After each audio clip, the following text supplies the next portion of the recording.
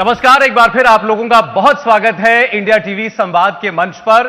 आज हम बजट की बात कर रहे हैं दिन भर। इस बजट से आपको क्या हासिल हुआ, आपको समझाने के लिए दिन भर हमारे इस मंच पर बड़े बड़े केंद्रीय मंत्री रहे, वित्त मंत्री निर्मला सीतारमण भी रहीं, और इस वक्त हमारे साथ एक और वरिष्ठ केंद्रीय मंत्री है। मैं चाहूंगा जोरदार तालियों से स्वागत कीजिए पीयूष गोयल जी का। Piyush ji minister for commerce and industry, consumer affairs and food, public distribution and textiles, कई विभाग है पीयूष जी के पास। सर स्वागत है आपका। धन्यवाद। बड़ी कंफ्यूजन है सर। वित्त मंत्री ने बजट पेश किया, 1.25 घंटा बोली। बजट के बाद मोदी जी आए, मोदी जी ने बजट समझाया, हिंदी में समझाया। थोड़ी देर पहले वित्त मंत्री आपकी अदालत में आई, फिर बजट समझाया। तब भी आपके सारे विरोधी पूछ रहे हैं बजट में है क्या। मुझे लगता है विपक्ष को अपना काम करना होता है, हमने विपक्ष को स्पेस देनी चाहिए और विपक्ष ने थोड़ी मेहनत भी करनी चाहिए। अगर बजट को देखें तो वास्तव में जितना बड़ा स्पैन इस वर्ष के बजट में माननीय वित्त मंत्री जी ने कवर किया है, जिस प्रकार की एक बहुत स्पष्ट नीति और दिशा ये बजट भारत के अमृतकाल के प्रवेश के वर्ष में देश के समक्ष रखा गया है, और जो एक विजन हम सबके लिए माननीय निर्मला जी ने पेश किया है, मैं समझता हूं उसको अगर गहराई से विपक्ष भी देखे तो उनके ध्यान में आ गया होगा कि इसमें क्रिटिसाइज करने के लिए कुछ है ही नहीं। ना किसी के ऊपर टैक्स का बर्डन बढ़ा, लगभग हर वर्ग को कुछ ना कुछ छूट मिली।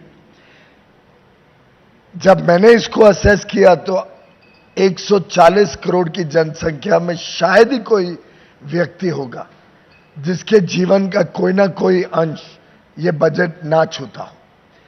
तो मेरा मानना है कि माननीय प्रधानमंत्री नरेंद्र मोदी जी और माननीय वित्त मंत्री जी ने जिस प्रकार से एक देश को forward looking and all encompassing एक होलिस्टिक विजन दिया है, ये वास्तव में तारीफ के काबिल है।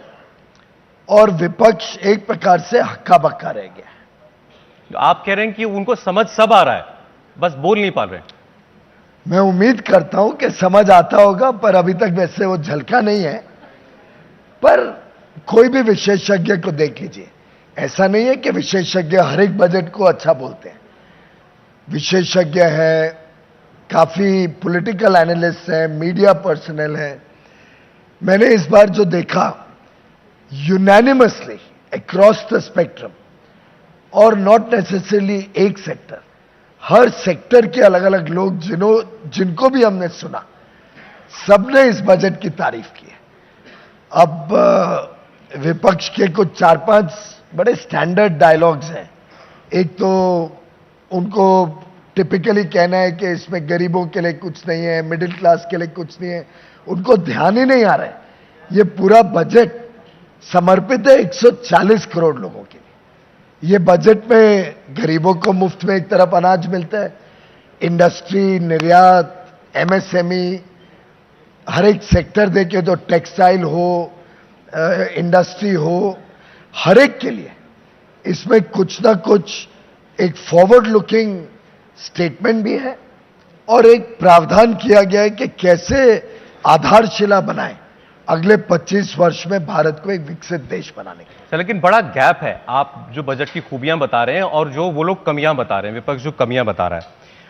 आपने कहा, सरकार ने कहा भारत दुनिया का ब्राइट स्पॉट है, वो कहते हैं भारत टाइट स्पॉट में है। आप कहते हैं ये इंफ्रास्ट्रक्चर वाला बजट है, वो कहते हैं डिस्ट्रक्शन वाला बजट है। और राहुल गांधी वो कहते हैं कि सरकार कहती है अमृतकाल, ये मित्रकाल है। ऐसा है कि ब्राइट स्पॉट सरकार नहीं कह रही है, पूरी दुनिया कह रही है। आप दुनिया के कोई अर्थशास्त्री को आज पूछ लीजिए, दुनिया में कोई निवेशक की कंपनी के बड़े इन्वेस्टमेंट हेड को या सीईओ को पूछ लीजिए, अलग अलग मल्टीलैटरल फोरम पे इस पे चर्चा होती है। लगभग पूरे विश्व में एक लोगों को ध्यान में आ गया है कि आगे आने वाले दशकों में, और कुछ तो बड़े पद पे बैठने वाले लोग कहते हैं अभी दशक नहीं, ये सेंचुरी भारत की सेंचुरी होगी। मेरा मानना है कि ब्राइट स्पॉट तो है ही, लेकिन विश्व की अर्थव्यवस्था को भी टीका देना, उसको भी आगे बढ़ाने का एक बहुत बड़ी जिम्मेदारी भारत के ऊपर आज के दिन है।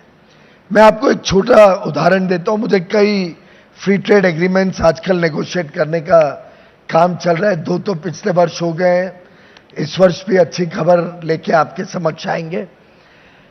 तो उसकी जब हम नेगोशिएट करते हैं, तो हमसे बड़ी अर्थव्यवस्थाओं के साथ भी जब हम बात करते हैं, तो उनको हम जब बताते हैं कि भारत का अगले 25 वर्ष का विजन क्या है, हम कहां भारत को 25 वर्ष बाद देखेंगे, और उनकी खुद की इकोनॉमी 25 वर्ष बाद उन्हीं के आकलन से कितनी है, उसकी जब तुलना करते हैं तो ध्यान में आता है कि भारत तो 10 गुना बड़ा होगा और उनकी इकोनॉमी 2, 2.5, 3 गुना बड़ी होगी।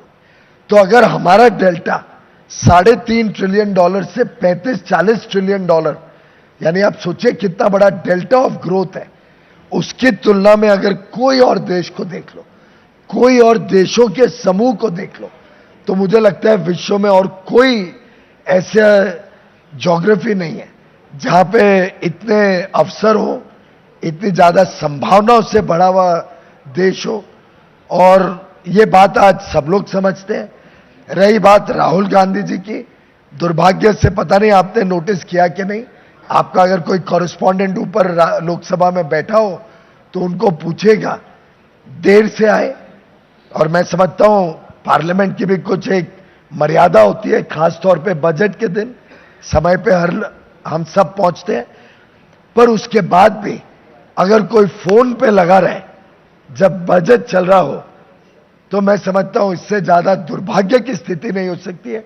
या तो ये एक इंसल्ट है भारत के 140 करोड़ लोगों का, जिनके भविष्य को निर्धारित करने वाला एक दिन होता है, और या समझने का अभाव है, जिसके कारण जब समझ कुछ नहीं आ रहा है तो फोन पे लगे रहो।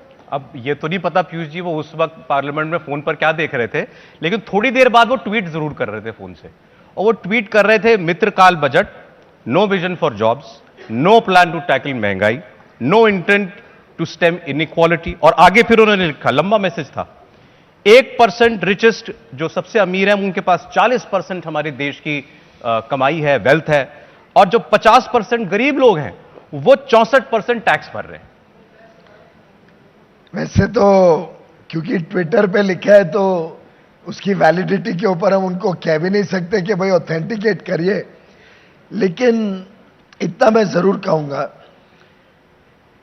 कि जिस प्रकार, जिस रास्ते पे कांग्रेस ने इस देश को पहले 6 दशकों में नेतृत्व दिया, उस रास्ते से देश का क्या हाल हुआ।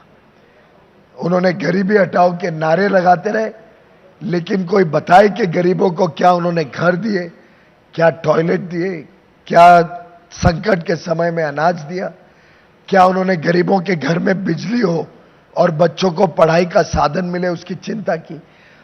मुझे लगता है कि एक गलत दिशा पे देश 1947 के बाद ये सोशलिज्म के नाम पे जो चल निकला, उसका बहुत बड़ा भुगतान देश आज तक भर रहा है। महंगाई की बात वो करते हैं, वो भूल रहे हैं कि उनकी कांग्रेस के कार्यकाल में किस प्रकार की महंगाई होती थी।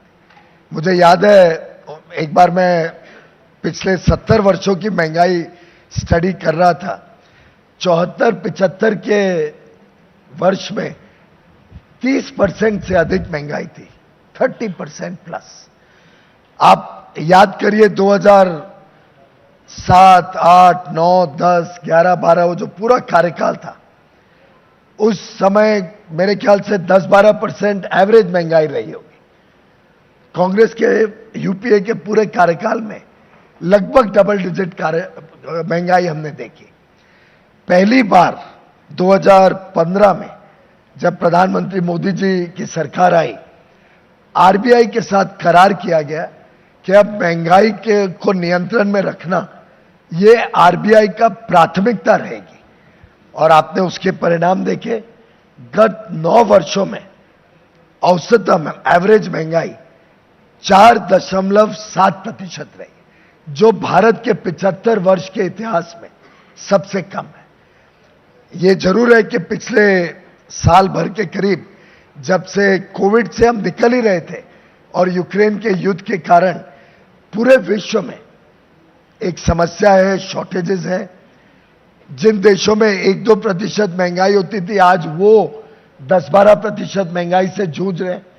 पर भारत, जहां डबल डिजिट महंगाई नॉर्म था, उधर आज भी 5.7% महंगाई है। तो हम विश्व के सामने एक प्रकार से एक अलग ही मिसाल पेश कर रहे हैं। और महंगाई पे नियंत्रण लगभग डेली बेसिस पे, हाईएस्ट लेवल ऑफ गवर्नमेंट में, मिनिस्टेरियल लेवल पे मॉनिटर होता है। रोज आंकड़े लिए जाते हैं, जहां जहां कुछ कदम उठाने हैं वो कदम उठाए जाते हैं। यहां तक कि लगभग रोज सुबह एक हमारा मंत्री समूह है जिसकी अध्यक्षता माननीय अमित शाह जी करते हैं, वो लगभग हर सुबह मॉनिटर करते हैं कि अलग अलग विषयों के, दालों के, टमाटर के, प्याज के, आलू के, एडिबल ऑयल्स के, खासतौर पे जो रोजमर्रा की हमारे जीवन के वस्तु हैं, उस पे क्या स्थिति है। लोहा महंगा हुआ तो हमने उस पे कार्रवाई की, सीमेंट महंगी हुई उस पे कार्रवाई की। और माननीय प्रधानमंत्री जी स्वयं चिंता करते हैं कि भारतवासियों के ऊपर बोझ ना आए।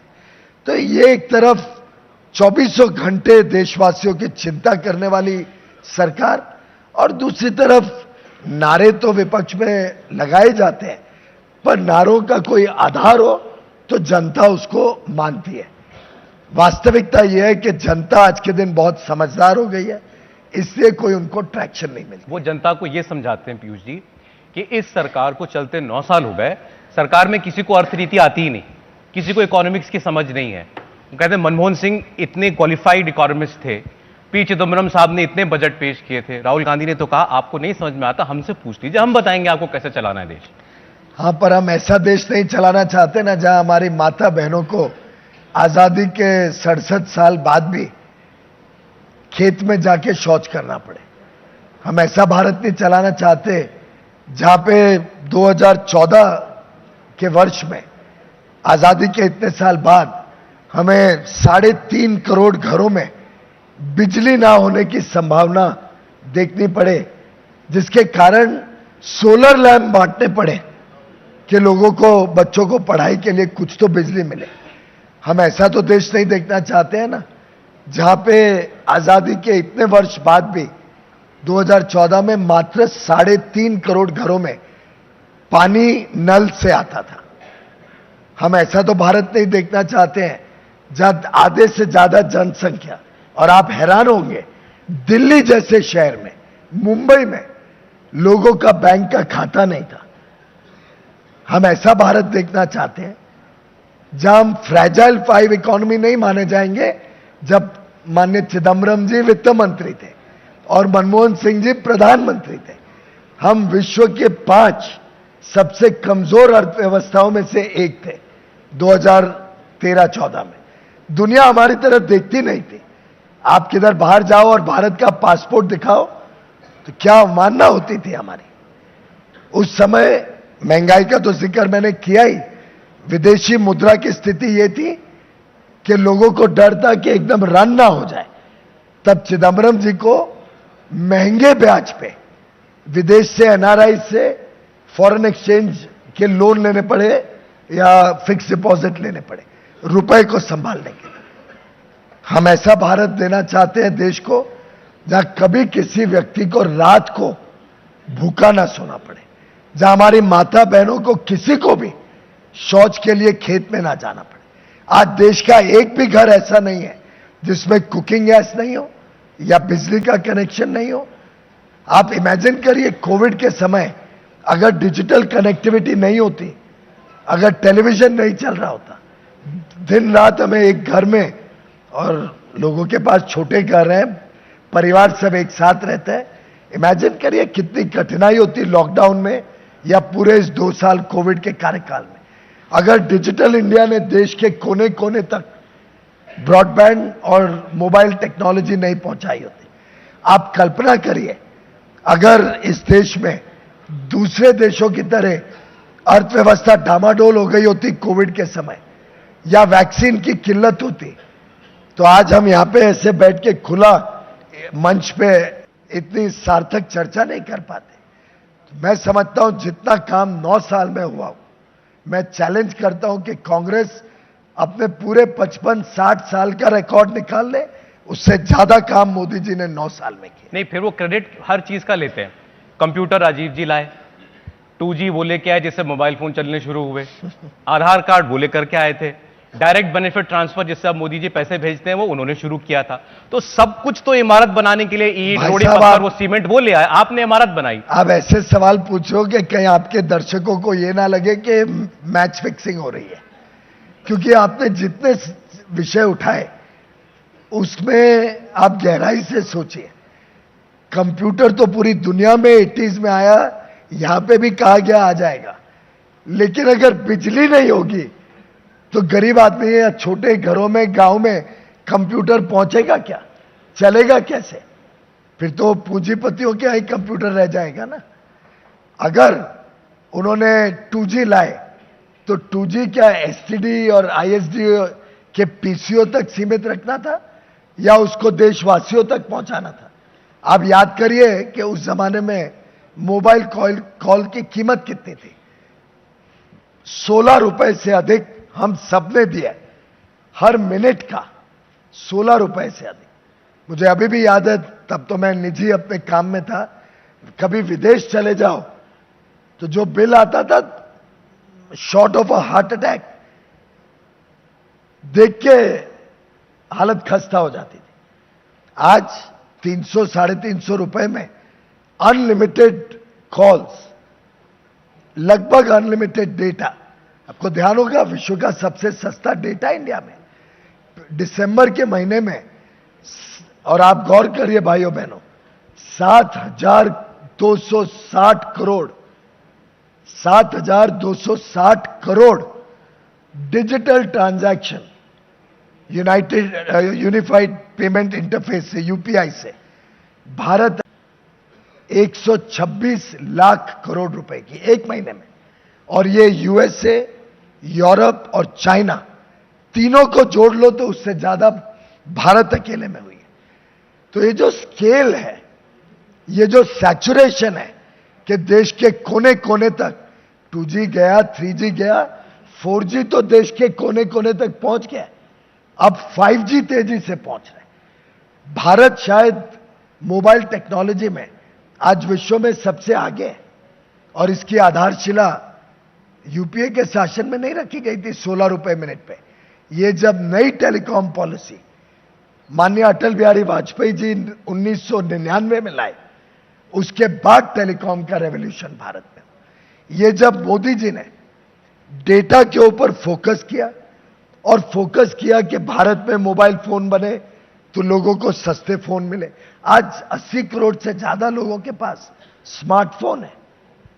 बताइए दुनिया का कोई और देश जिसमें इतनी तेज गति से टेक्नोलॉजी का प्रभाव बढ़ा हो, जो गत 2 वर्षों से सर्विसेज क्षेत्र में, जिसमें आईटी वगैरह आता है, निर्यात में 20-22% ग्रोथ हर वर्ष दे रहे हैं। 250 बिलियन हमारा एक्सपोर्ट था सर्विसेज का 2 साल पहले, पिछले वर्ष 300 था, इस वर्ष 350 से अधिक होगा। ऐसी ग्रोथ कोई और देश में बताएं, और उनके समय क्या हालत थी उसको सामने रखें। पीयूष जी, तो आपका अपना विषय है इंडस्ट्री, कॉमर्स, प्राइवेट सेक्टर, तो ये जो बार बार आपकी छवि बनाने की कोशिश विपक्ष करता है, मैं खास तौर पर कांग्रेस पार्टी और राहुल गांधी, पहले सूट बूट की सरकार एक नारा उन्होंने दिया था, उसके बाद उन्होंने नारा दिया हम दो हमारे दो, फिर उन्होंने कहा कि ये तो मित्रों की सरकार है, मित्रकाल वाली सरकार है। इसके बारे में जरा आपसे हम जानना चाहते हैं कि क्या इंडस्ट्री के बगैर इस देश को चलना चाहिए? केवल इंडस्ट्री कर सकती है या केवल सरकार कर सकती है? देखिए, केवल सरकार का तो मॉडल मैंने पहले भी बताया, वो पूरी तरीके से फेल्ड मॉडल है। आप इमेजिन करिए कि आज के दिन अगर निजी क्षेत्र में निवेश नहीं होता, विदेशों से निवेश नहीं आता, तो क्या भारत विश्व की सबसे तेज गति से बढ़ने वाली अर्थव्यवस्था बन सकती थी क्या? और एक साल नहीं, वर्षों वर्षों तक, और लगभग हर एक का अनुमान है आगे भी चल के ये विश्व की सबसे तेज गति से बढ़ने वाली बड़ी अर्थव्यवस्था कई वर्षों तक रहने वाली है। मुझे लगता है हर एक का अपना अपना रोल है, लेकिन आप पूरे परिप्रेक्ष्य में देखें तो मोदी जी की सरकार एकमात्र ऐसी सरकार है जो हर वर्ग की चिंताओं को गहराई से, जिसको एक हम अंग्रेजी में रूट कॉज एनालिसिस बोलते हैं, उसके बड़े मूल में जाके, समस्या के जड़ में जाके उसका समाकलन करना चाहती है, उसका समाधान ढूंढती है। उदाहरण के लिए आप कोई डॉक्टर को पूछ लीजिए, कहा जाता है लगभग आधे से अधिक बीमारियां वाटर बोर्न डिजीजेस से होती है, पानी के माध्यम से। अब आप जिंदगी भर अगर दवाइयों से ही लोगों को ठीक करते रहो और जड़ में नहीं जाओ कि पेयजल पहले ठीक हो, तो बीमारियां ही बढ़ते रहेंगी। तो जब हम लाखों करोड़ रुपए खर्च के हर एक के घर में पानी पहुंचाते हैं, तो पानी का पाइप तो कोई बड़ी फैक्ट्री में बनता है, पानी के लिए जो ट्रांसपोर्ट करने के लिए बड़े बड़े पाइप हो, छोटे पाइप हो, जो पूरा पंपिंग सिस्टम है, ये सब कहां बनता है? फैक्ट्रियों में बनता है। तो निवेश आएगा, उद्योग आएगा, नौकरियां होंगी, लोगों को काम मिलेगा, काम मिलेगा तो उसके आधार पे लोग खर्चा करेंगे, कंजम्पशन होगा, कंजम्पशन से अर्थव्यवस्था को जोर मिलता है। तो एक प्रकार से ये डोमिनो इफेक्ट है। आप इंफ्रास्ट्रक्चर पे जब खर्चा करते हो तो 1 रुपया खरीदते हो, 3.5 बार वो पैसा घूमता है, उसके 3.5 गुना अर्थव्यवस्था में उसका प्रभाव पड़ता है, और उसी के कारण हम इंफ्रास्ट्रक्चर पे जोर दे रहे हैं। अब अनफॉर्चुनेटली अब कांग्रेस ये बात समझी होती तो जो जर्जर हालत में हमारी सड़कें, हमारी रेलवे, आखिर पुरानी बातें याद करो, क्या हालत थी ट्रेनों की, और आज की वंदे भारत देखिए। पुराने जमाने में देखिए तो जो एक मुंबई से पुणे फ्रीवे बीजेपी की सरकार ने बनाया था 95 to 99 के दौरान, उसके बाद बताइए कि बड़े फ्लाईओवर्स और हाईवेज उन्होंने 2004 तक अटल जी की सरकार ने गोल्डन क्वाड्रिलैटरल बनाया, उसके बाद उस प्रोग्राम को क्यों बढ़ाया नहीं? क्यों योगी जी की सरकार लगी, क्यों देवेंद्र फडणवीस को आना पड़ा, क्यों शिवराज जी को आना पड़ा, और केंद्र में क्यों हमें लाखों करोड़ देने पड़े, जिससे आज देश में ऐसी सड़कें हैं कि आप आगे चल के मुंबई से दिल्ली 12 घंटे में पहुंच पाओगे। आज दिल्ली से आप लखनऊ जाने के लिए निकलिए, एक के बाद एक आपको एक्सप्रेसवेज मिलेंगे।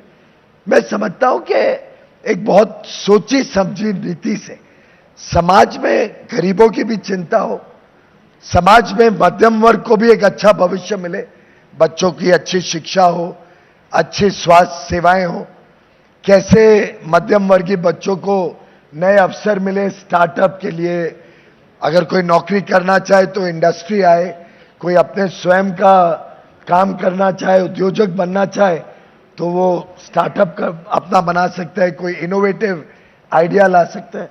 और आजकल के बच्चे तो इतना आपको सरप्राइज कर देते हैं नए नए आइडिया से, और स्टार्टअप इंडिया मेरे मंत्रालय देखता है, आप कल्पना नहीं कर सकते 2014 में मात्र 400 स्टार्टअप थे, आज वो लगभग 90,000 हो गए। 2014 में 5 यूनिकॉर्न थे, आज 100 से अधिक यूनिकॉर्न है भारत में, जिसकी वैल्यूएशन लगभग 40 लाख करोड़ है, और देश तेज गति से बढ़ते ही जा रहे हैं आगे। मुझे लगता है कि हमने ये जो हुनर है देश का, जिसमें आज पीएम विकास, जो प्रधानमंत्री विश्वकर्मा कौशल योजना इस बजट में भी आई है, इन सब माध्यम से इस देश में एक नई ऊर्जा, नया उमंग, नया उत्साह युवा पीढ़ी में आएगा, और आगे चल के जो हुनर है हमारे देश का, जो टैलेंट पूल है, जो मैनेजरियल स्किल्स है,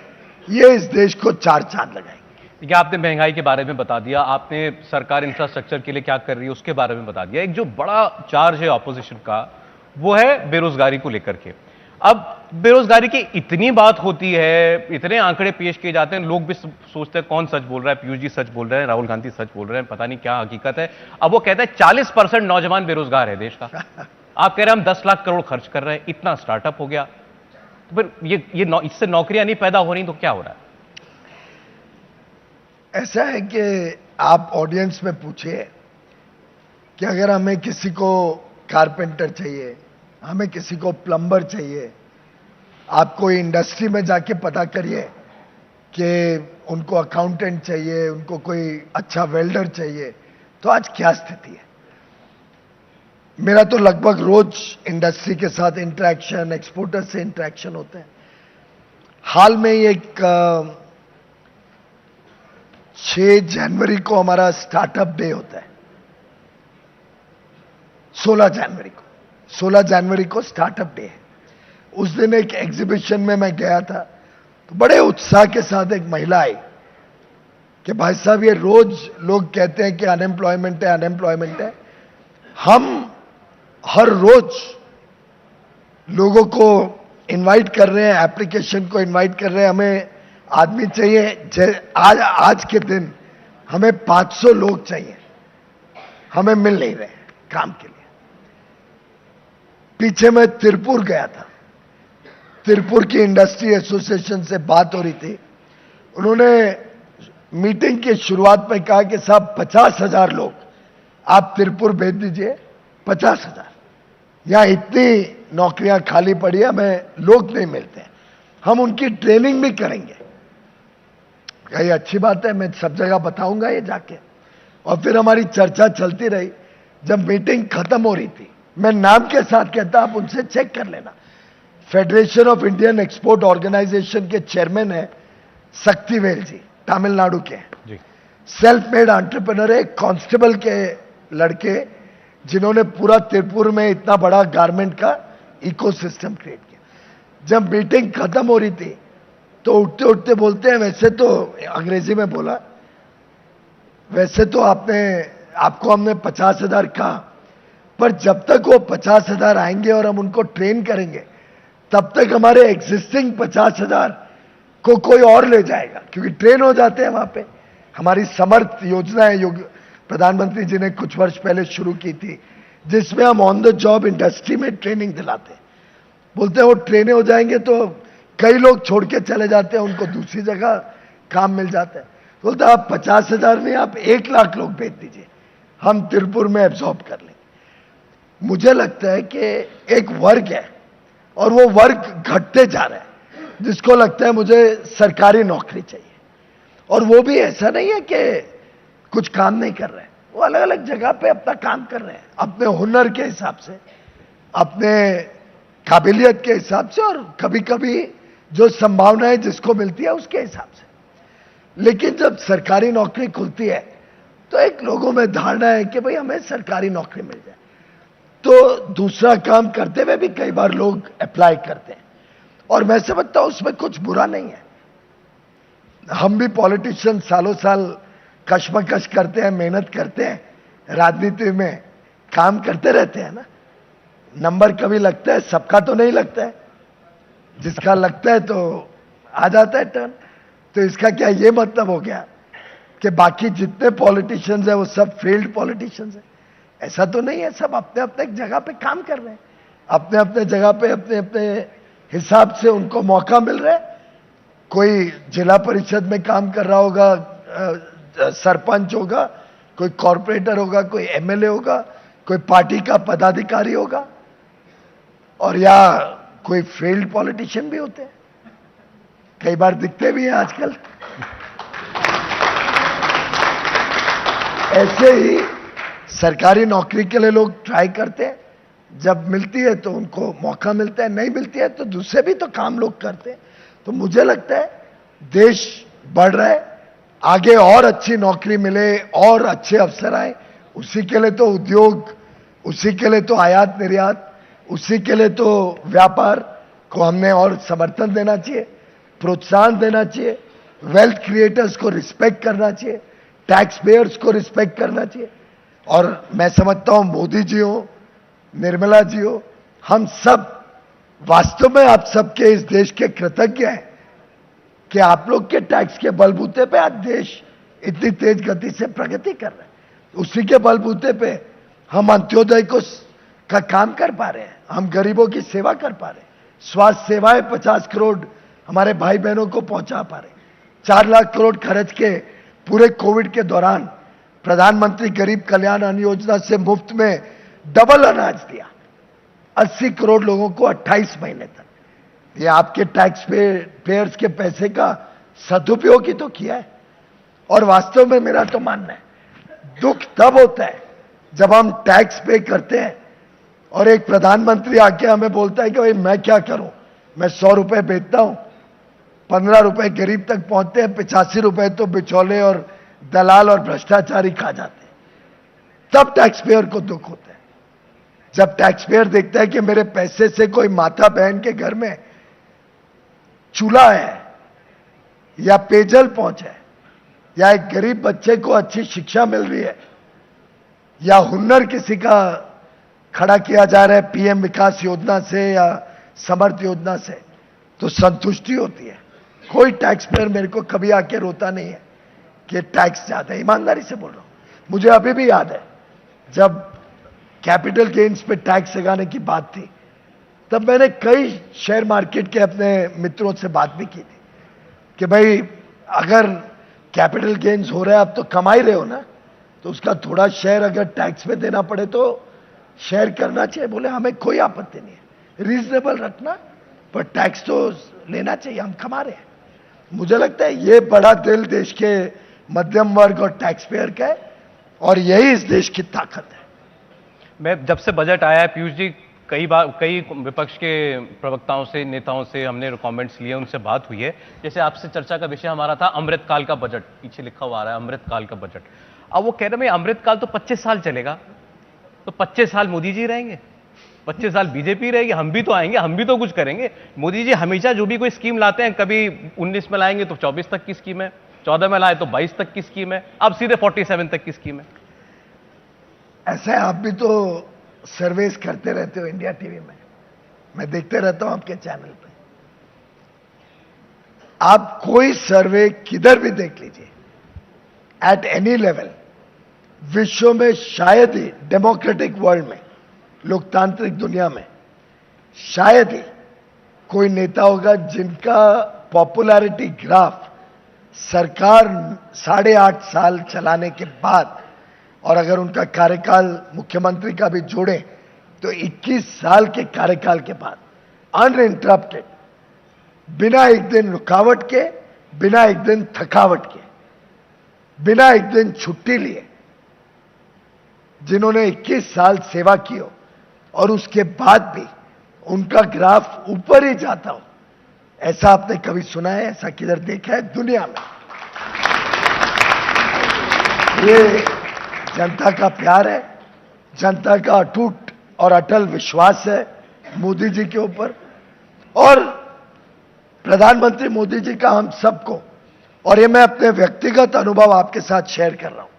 2014 के चुनाव के बाद जब पहली बार अपने मंत्रियों के साथ माननीय प्रधानमंत्री जी बैठे, और 2019, दोनों वक्त, दोनों बार पहली बैठक में उन्होंने कहा भैया अब चुनाव सब खत्म, अब आप 2014 में मुझे याद है उन्होंने कहा 120 करोड़ भारतवासियों के मंत्री हो, आप किस प्रदेश से आते हो, किसने आपको वोट दिया नहीं दिया, ये विषय अब कोई महत्व नहीं है। अब आप 120 करोड़ जनता के मंत्री हो, पूरे देश के मंत्री हो, कोई चिंता नहीं करनी, चुनाव आएंगे जाएंगे।